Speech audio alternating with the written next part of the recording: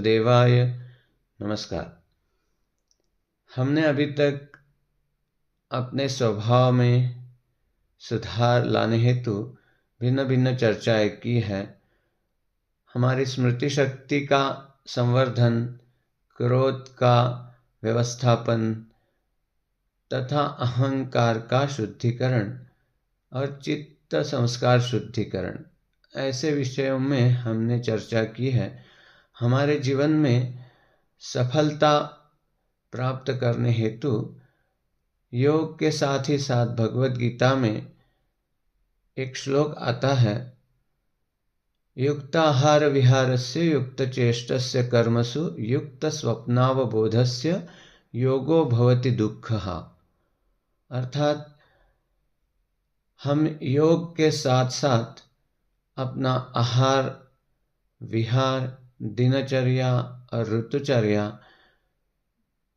सम्यक प्रकार से पालन करेंगे, तब हमारा योग का आचरण हमारे सभी दुखों को समाप्ति कर देता है। अतः हमें यह जानना अवश्यंभावी हो गया है कि यह क्या है दिनचर्या, क्या ऋतुचर्या है।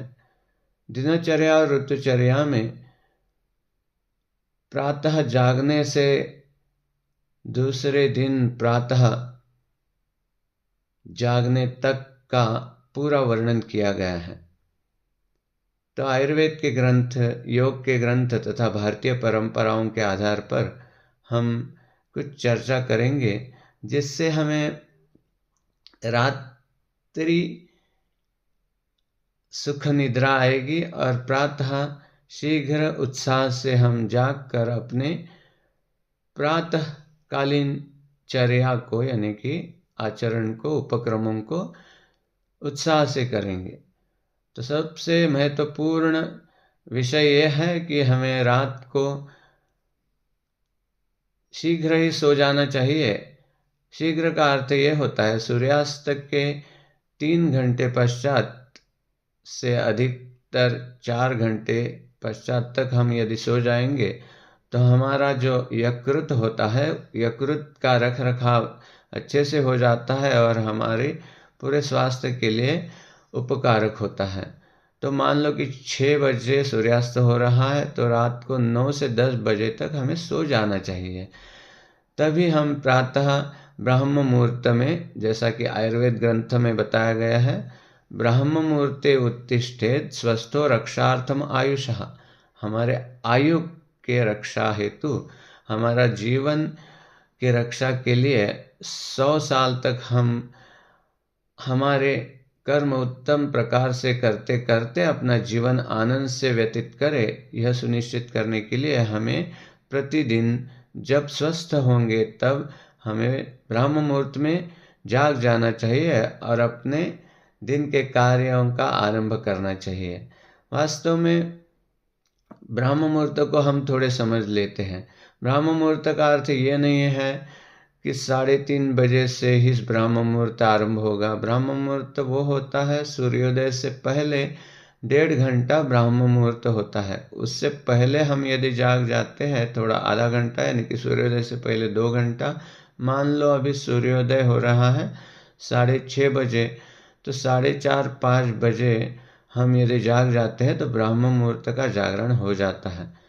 ब्राह्म मुहूर्त में जागने से शीघ्र पश्चात हमें दीप नहीं जलाने हैं। प्रकाश एकदम से हमारे आँखों के ऊपर नहीं आना चाहिए, धीरे धीरे वह प्रकाश आ जाए। इसके लिए हमें पहले उठकर अपने बिस्तर पर बैठ जाना चाहिए।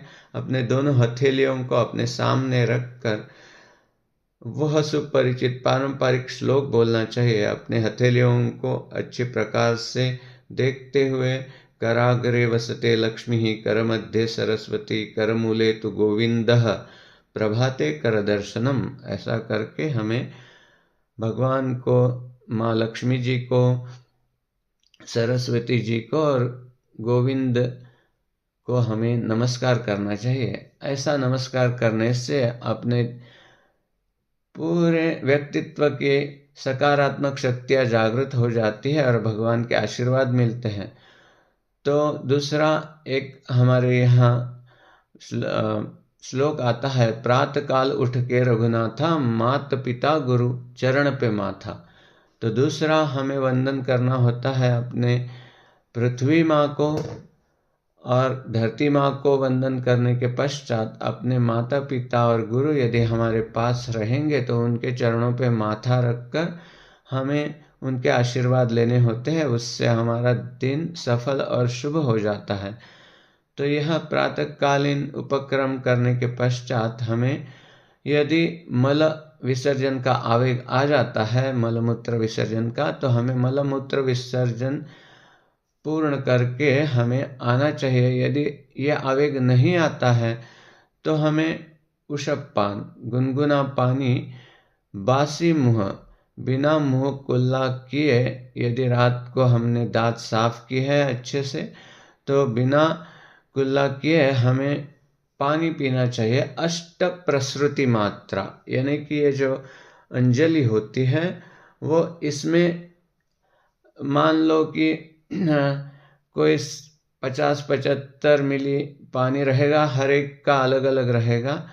तो हो सकता है हर किसी को 500 से 700 मिली तक पानी पीना चाहिए, गुनगुना पानी, जिसको अपने प्रकृति के अनुसार, पित्त प्रकृति वाले लोगों के लिए नींबू का पानी लिया जा सकता है, या तो जीरक और आंवले का पानी लिया जा सकता है।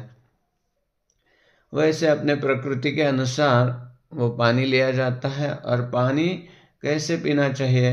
बैठकर, आगे झुककर, अपने जो पात्र रहेगा उसको मुंह लगाकर और चूस कर पानी पीना चाहिए। यदि सांस को बाहर छोड़कर बिना सांस अंदर लिए चूस कर पानी पिया जाएगा, जब तक हमें दम घुटने का अनुभव नहीं होता है तब तक यदि घूट घूट पानी पिया जाएगा तो स्वास्थ्य पर बहुत अच्छे परिणाम आते हैं। पेट भी बढ़िया साफ हो जाता है। किसी किसी को पेट में यदि वायु अवरुद्ध हुआ है तो डकारे आकर उसका पेट हल्का हो जाता है। तो यह पानी पीने का विधि बहुत ही महत्वपूर्ण है। और पानी भी आरओ का नहीं पीना चाहिए। आरओ का पानी शुद्ध होता है, निर्जंतुक होता है, किंतु उसमें कई बार आवश्यक खनिज कम हो जाते हैं। तो इसलिए आरओ का पानी भी यदि होगा तो उसके अंदर कुछ खनिजों का मिश्रण करना आवश्यक होता है। नहीं तो मटके में, मिट्टी के साफ सुथरे मटके में रख कर वो उस पानी को लेना होता है। ये इस प्रकार से पानी पीने का विधि हो जाता है। पानी पीने के पश्चात मलमूत्र विसर्जन हो जाएगा और उस तत्पश्चात हम दातुन कुल्ला करते हैं। तो दातुन करने में हमें यह निश्चित करना होगा कि हमें सुबह सुबह जो पेस्ट होती है और ब्रश होता है उसके स्थान पर, पेस्ट में अक्सर ये देखा गया है कि कई सारे पेस्ट में तो हड्डियों का चूरा होता है, वैसी तो पेस्ट लेनी ही नहीं है। किंतु झाग आने वाली कोई भी पेस्ट हो तो उसके अंदर हो सकता है सोडियम, मोनोसोडियम लॉरेल सल्फेट होता है, या तो पोटेशियम लॉरेल सल्फेट होता है, जिससे झाग बनते हैं।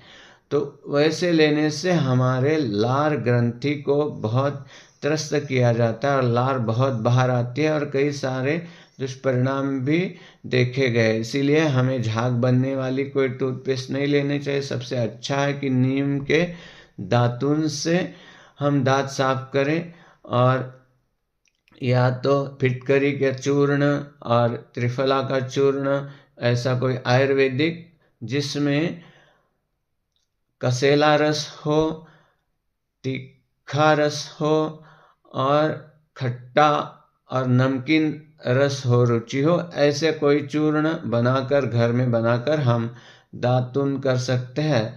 और दातुन करने से हमारे मसूड़ों के ऊपर मसाज तथा जिह्वा का शुद्धिकरण भी दातुन करने के पश्चात हम करते हैं, कुल्ला करने पर। और जिनको भी सप्ताह में कभी एक बार गंडूश और कवल का अभ्यास करना है, जिसको आजकल ऑयल पुलिंग बोलते हैं, उसको भी करने से स्वास्थ्य में बहुत लाभ होते हैं।